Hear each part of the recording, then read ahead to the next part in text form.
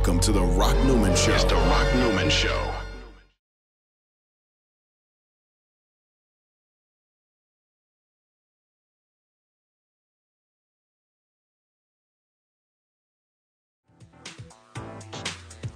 Welcome back to the Rock Newman Show. Again, today is Saturday, July the 27th, 2013. And I want to jump right into introducing our next guest because we have a bunch to talk about. Her name is Dr. Janette Hoston Harris. She is the official historian for the District of Columbia. There are many places we can start with Dr. Harris.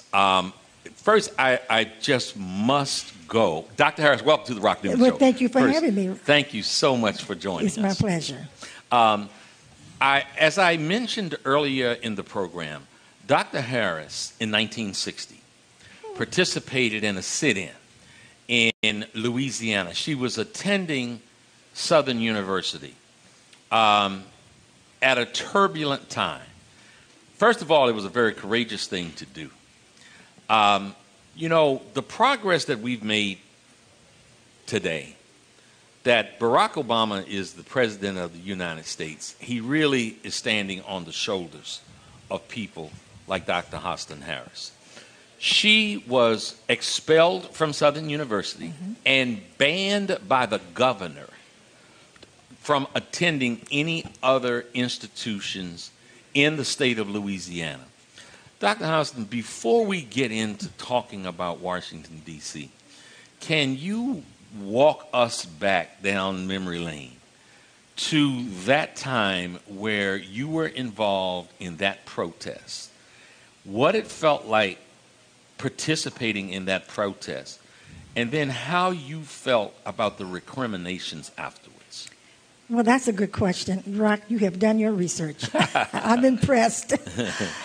My life as an activist began in junior high school in Monroe, Louisiana, where my daddy was active, and after the Brown versus Board of Education decision.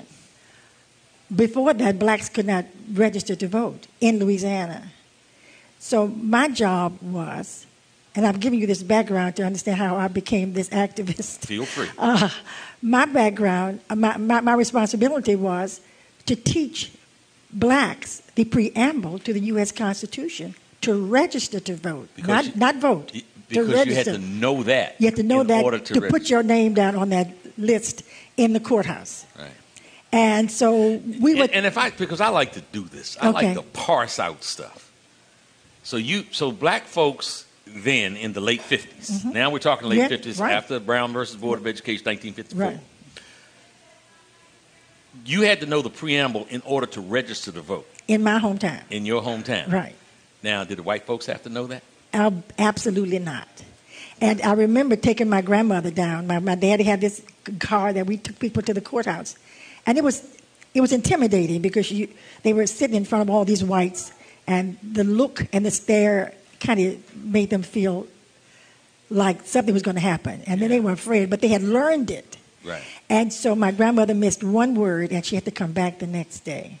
They would not let her register. So that's the kind of intimidation blacks went through, and I was involved in. My daddy started the first black library in my hometown, the first black swimming pool. And so these things were evolving as I was growing. So I grew up with this in my soul, okay? Yeah. And so going off, there was no discussion whether I was going to college or not. That was a foregone conclusion. Yeah. So my dad, packed us up, took us to Southern University. Higher education was very important. Very important. That was the only thing they knew that we had to do. Right. So we went to Southern. Southern was a good experience for me. Being away from home is always a good experience.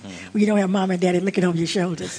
But it was a good experience. And in February of 1960, when the students at North Carolina A&T sat in, those of us who were leaders at Southern University, I was over the drill team. I was the president of a social sorority. Now, the drill team associated, did they have the dancing dolls back then? No, they didn't have the dancing dolls, but we had the first girls' drill team. So we did the little dancing or whatever that was supposed to be, but dancing dolls came on much later. Okay.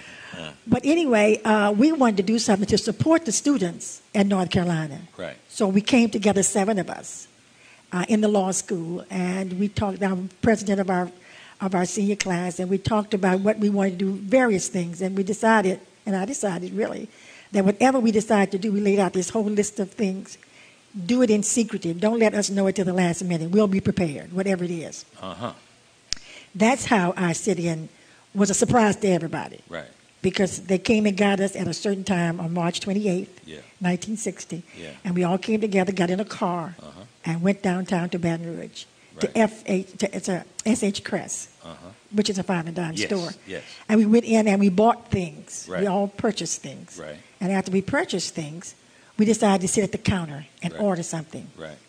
And we were told we couldn't sit there because that was a round table in the corner with a curtain Yeah. that you stood back there and you ate or you drank or whatever you did. Uh-huh. That was the color. That was the colorful section.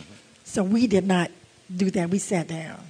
And we told we could not be served, and we continued to sit. Right. I didn't realize I was sitting next to the manager. Uh-huh. And I ordered tea. Yeah. And the lady kept looking at me, and she kept saying, no, I'll bring it to the corner. I said, no, you bring it here. Yeah. So we did not move. And, of course, they called the police. Right. And the paddy wagon came, and the police and the dogs, and they threw us in the paddy wagon. And off to jail we went. We had already met with the NAACP, so we knew we had some support in the background. Right. And so they took us off to jail, fingerprinted us, and all of that. And they put us in the cells with real people, real criminals. Yeah. This was no plaything. Yeah. So it was very frightening for me and all the other students, because the girls were in one section, the men were in another section. And so the women in there were real criminals. Wow. And they made it known they So were they real took criminals. you guys, college students who's sitting in, put you in with the hard With the hard-nosed criminals. Right. And, you know, I learned at that point, that I would not do anything wrong because I did not want to return to a jail cell. It was in Louisiana in March, it was like 100 degrees, Yeah. hot. Yeah. The cots were lined with army blankets. Yeah. The toilets in the middle of the floor, Yeah. and the shower was in the middle of the floor. Oh, boy. Dirty, had never been clean, seemed like.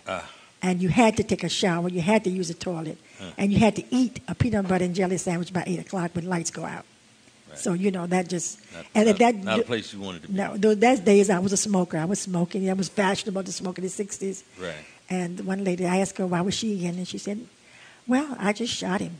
Just shot him dead. I said, oh, you did? Wow. You know, that kind of thing, you Yeah, know. yeah. And somebody stole something, or accused of stealing. And so you guys sat in somewhere later. Now, was it that particular arrest that got Thurgood Marshall involved in your life in one of your cases? Yes, it was doing that. The NAACP got Thurgood Marshall involved. Johnny Jones, from attorney in Baton Rouge, involved in the case. And after we got out of jail, Right. we went back to the campus. There was a full-scale uprising. Right. And my mother's friend... What was it, a full-scale uprising of over the students. you all's arrest? Yes, over our arrest. Uh-huh.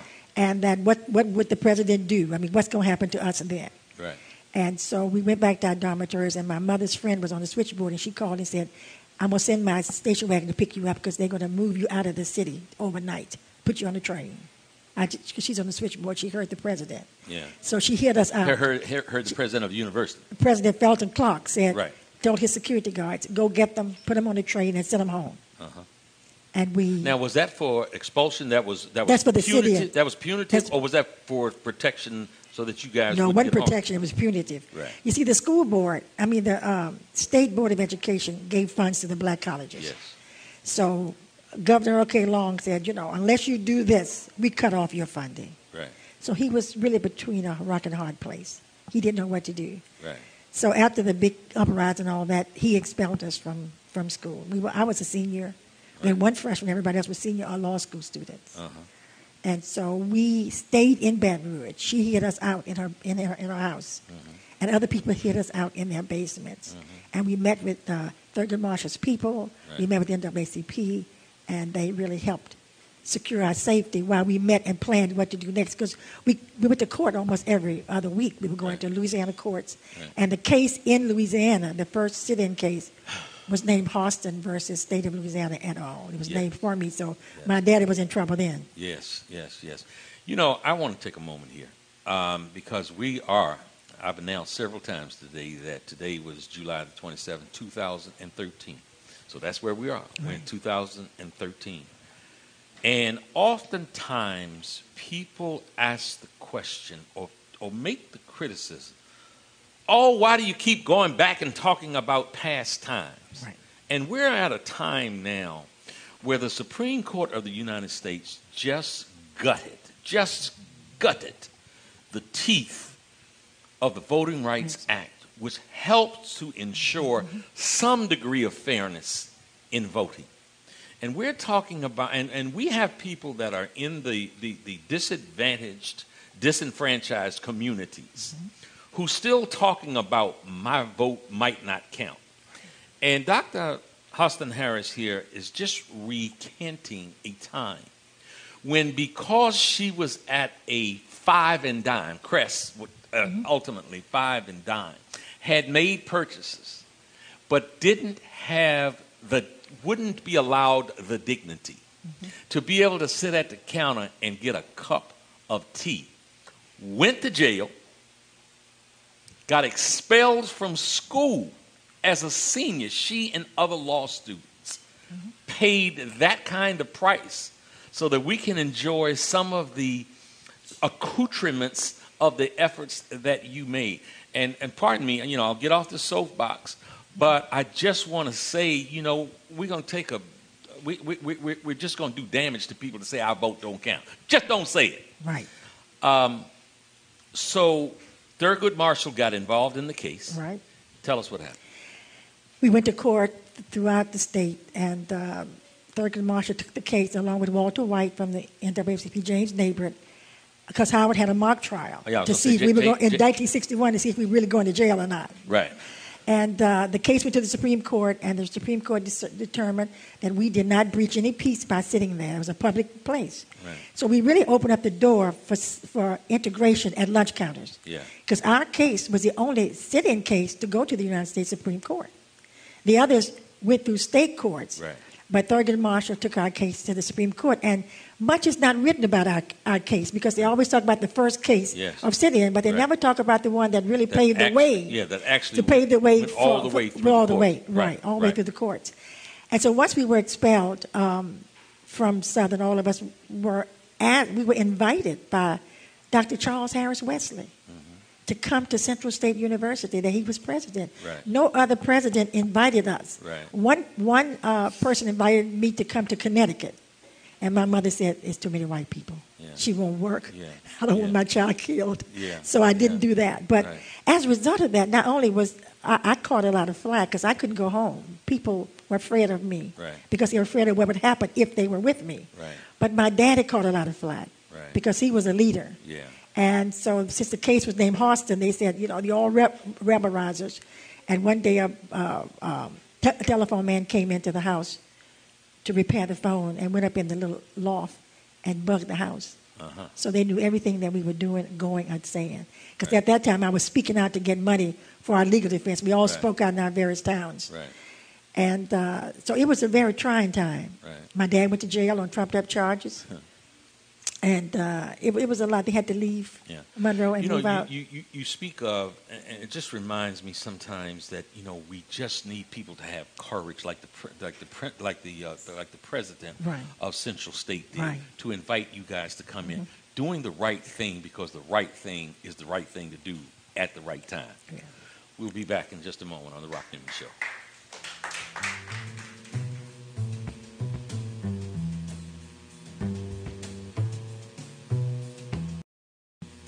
You'll find the deals inside here in the beautiful showroom of the all-new Pohanka Hyundai in Capitol Heights during their giant Markdown Madness sale. Smart shoppers know that every new Hyundai in Pohanka comes with Hyundai Assurance and America's best 10-year, 100,000-mile powertrain warranty. But why don't you tell them about the Markdown sale, Joe? I'll be happy to, Kim. Folks, shop around on the web and you'll see lease payments on a new 2013 Elantra GLS at $179 a month. Today at Pohanka Hyundai, $99 a month. That's right, a $99 payment on a brand new Elantra. And $89 a month on a new 2013 Accent GLS Automatic. How do they do it, Joe? It must be the volume, Kim. A brand new building, hundreds of new Hyundais, and Pohanka's low payment and easy credit programs are designed to get everybody driving. But you have to get here today. Rush to the giant Markdown Madness sale at exit 13 off the Capitol Beltway. Pohanka Hyundai, king of the Beltway. All financing for a limited term on approved HMF credit. My baby drives a Pohanka.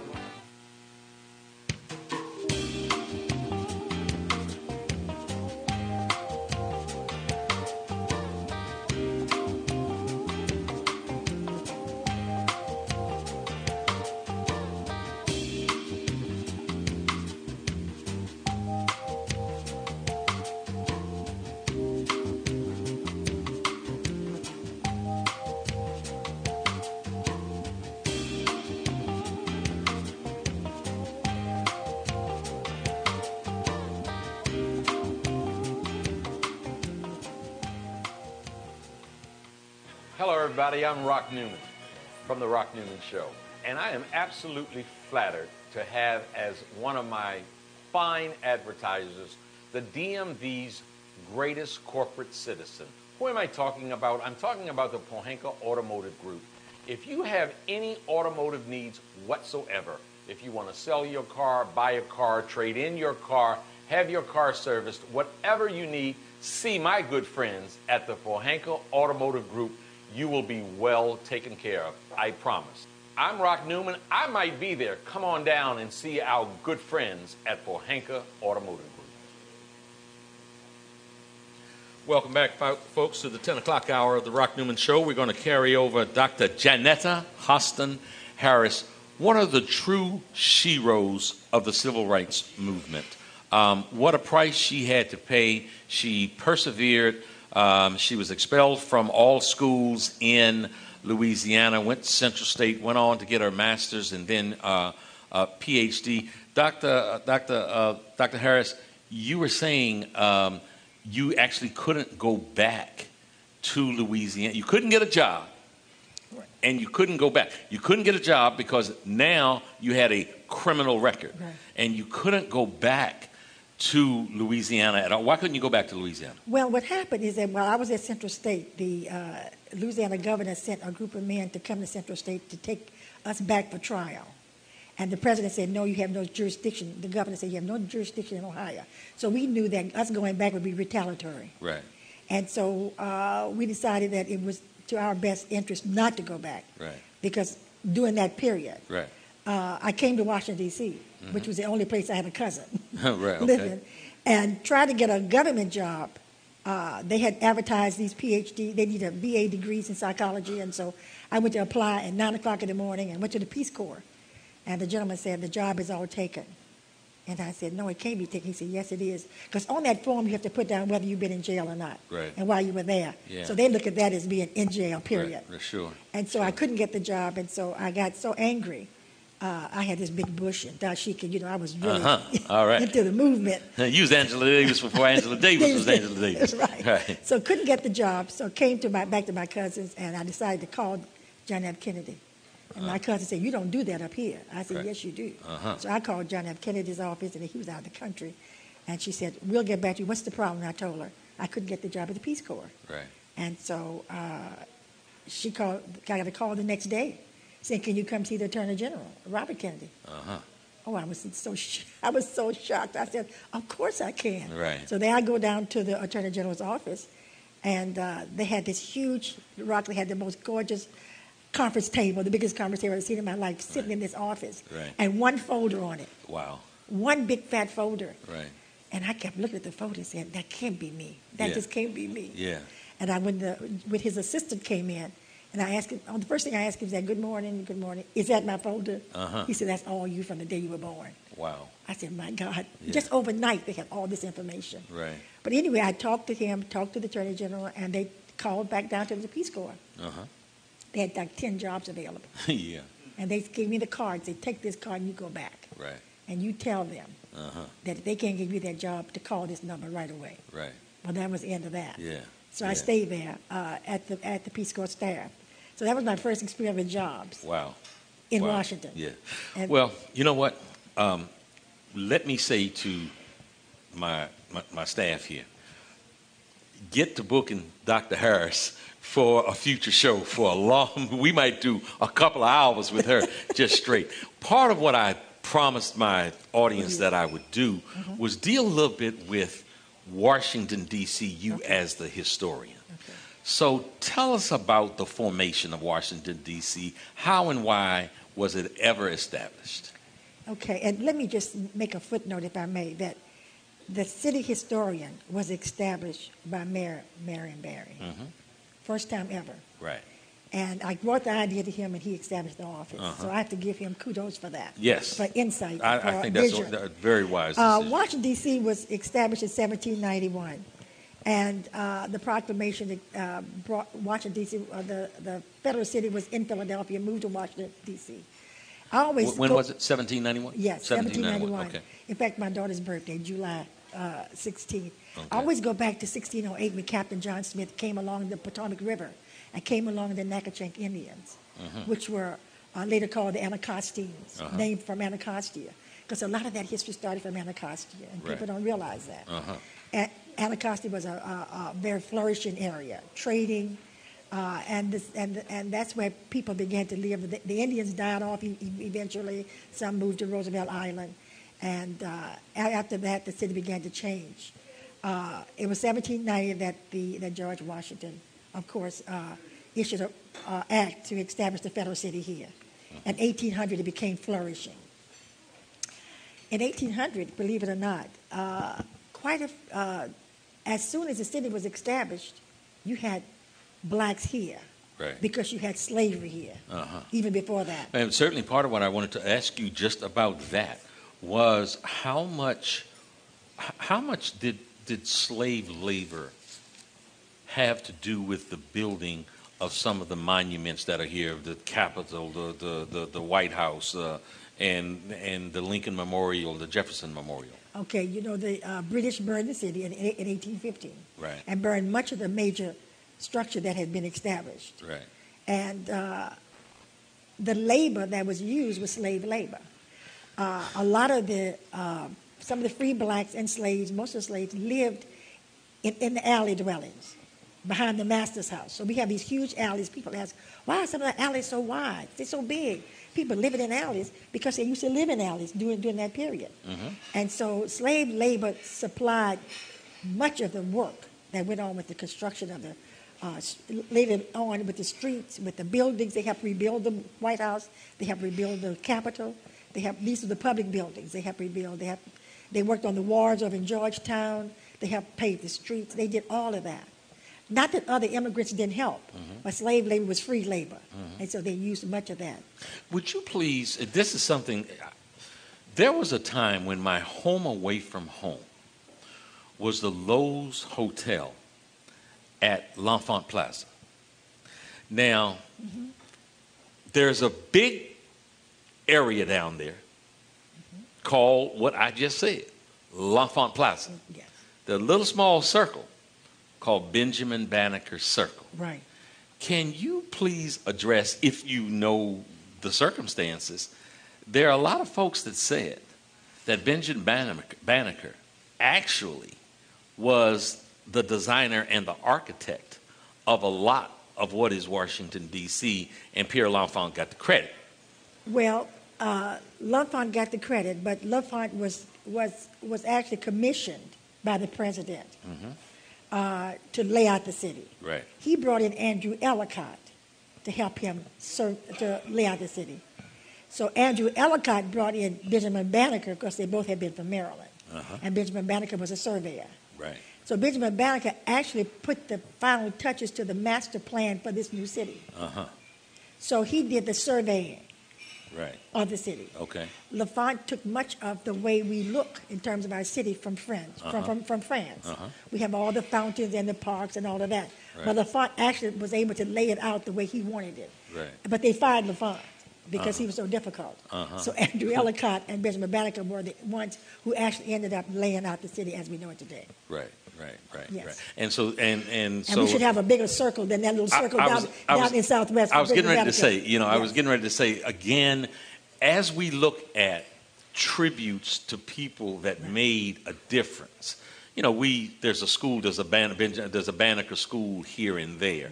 But again, you look at all that territory down there in Southwest Washington, D.C., that is L'Enfant Plaza. And it always sort of irritates me that you've got this one little circle that's called Benjamin, that where you give Benjamin Banneker that little tiny bit of credit. The other thing that irritates me is the fact that almost every circle you come to, there's a man on a horse. Right.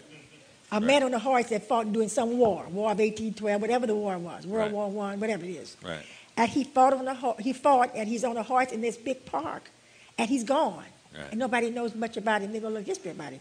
Somewhere in those parks around that man ought to be some local history. Yeah, yeah. We ought to have some local history. Yeah. Such as?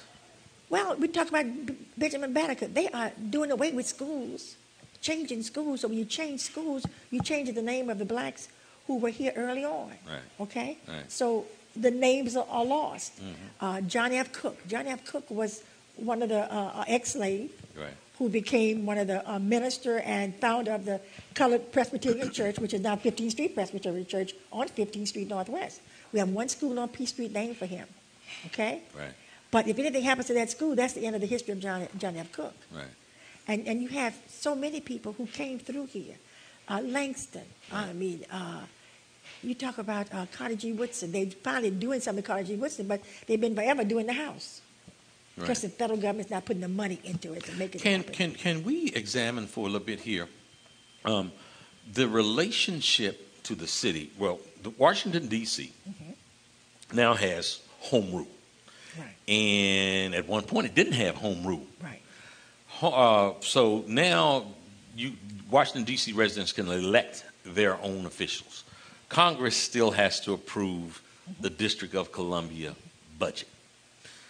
Can you talk to us about, prior to home rule, what the process was for district leaders, how the city was funded and how the city was represented, and then after home, the difference that it has made after home rule? Well, if you go back in time, we have had so many different forms of government. We had the commissioner, we had, first they had 3 commissioners, then they had territorial government.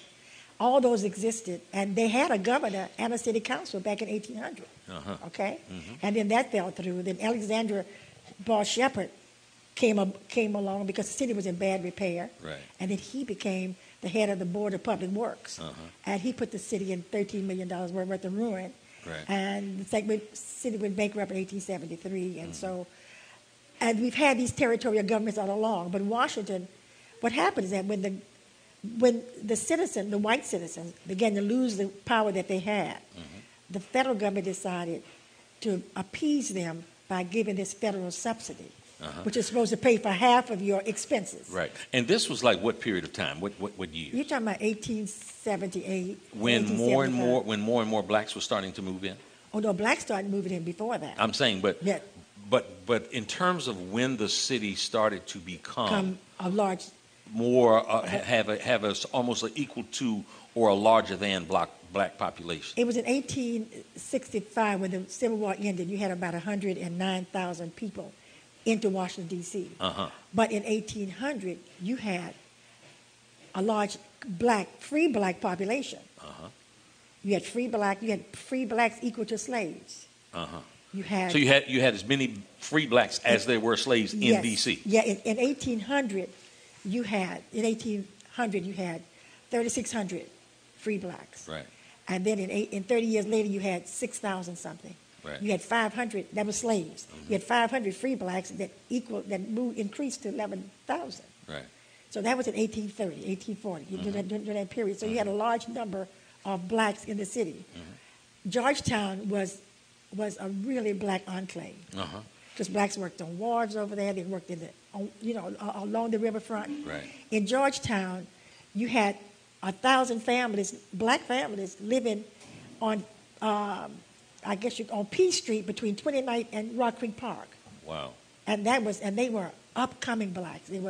They had their own businesses, although a lot of them were domestics for people in the city. They worked as domestic busboys, gardeners. So there was a thriving black community in Georgetown. Yes. Tell me this: what happened? What happened? How did it come that there was because there's still a church there Several churches. Yeah, that are black churches. Mount Zion is the oldest black church over there. That's right.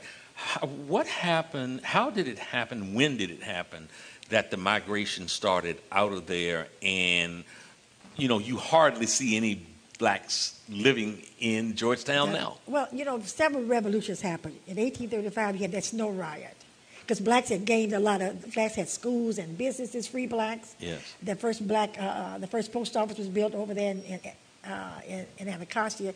Blacks began to get into, the free blacks began to build their own communities. Right. Then you had the snow riot in 1835. And that's where the whites attacked free blacks, businesses, schools, churches, burned them, Right. intimidating blacks and abolitionists. Right. And after that, you began to have blacks to move about within the city. But you also had people who began to go to Georgetown and began to purchase up some of those properties and move people out. Wow. And so but you still have a strong black family unit in Georgetown, but nothing like it was before. Right. Dr. Harris, we have 2 minutes left. This has just gone by so fast. Let me ask you, talk to me about Washington, D.C. today. July the 27th, 2013, there has mass development, incredible gentrification. What would you have to say today of a hopeful nature for the remaining black community and how this city can get along with itself better than it ever has before? Well, one of the things I think we need to do is educate our people on what statehood means. Yeah. So that we can get full statehood. Yes. That's number one. And it's so many things out there. There's full voting rights. There's all these different things going on. Budget autonomy. We need statehood, which gives us all of that. That's number one. We need to galvanize our community to talk to neighborhoods, because your neighborhoods are changing. And suburbanites are coming in and living like suburbanites in our neighborhoods, and that's not how we live.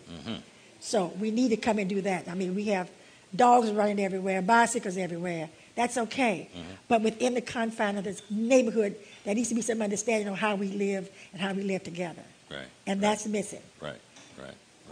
People just coming in without being educated on Okay. where they're going and what kind of life they're going to live in this city. Well, please promise me you will come back. Yes, I will. In the not too distant future. There's so very much for us to talk about. I'll be pleased to. Thank you for joining us here on Rock Newman Show. It's the Rock Newman Show.